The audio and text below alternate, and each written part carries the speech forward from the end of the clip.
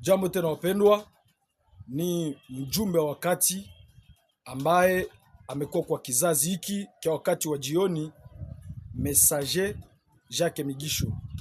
Na hivi ndio utakuwa ukiomba wakati ambapo unataka maombi yako kuwe na nguvu na ipate kufika.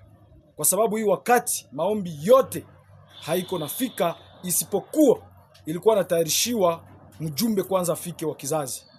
Utakuwa na kiri imani hivi kila siku.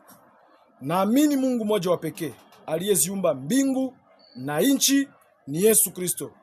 Naamini mjumbe mmoja wa kweli na wa pekee ambaye ni Jacques Migisho. Tumejengwa kwa msingi wa mitume na manabii na Yesu Kristo jiwe kubwa la pembeni. Utakapomaliza kusema hii, unatia sasa mambo yako 2 wala 3. Utakapomaliza fanya vile asubuhi na magharibi. Asubuhi na magharibi siku 7. Utakaposema tu vile, utakuwa kia kushuhudia. Hii inafunga mambo yote, na kwa sababu Mungu ni Mungu wa maagano, utaona kitu ambacho kitakachoweza kutokea. Hii ndio ujumbe ambayo inakuwa ya wakati na yenye unastahili kupatia hata wengine. Ikuwe mzungu, ikuwe mweusi, ikuwe Ulaya, ikuwe Amerika, ikuwe Afrika, kila mtu.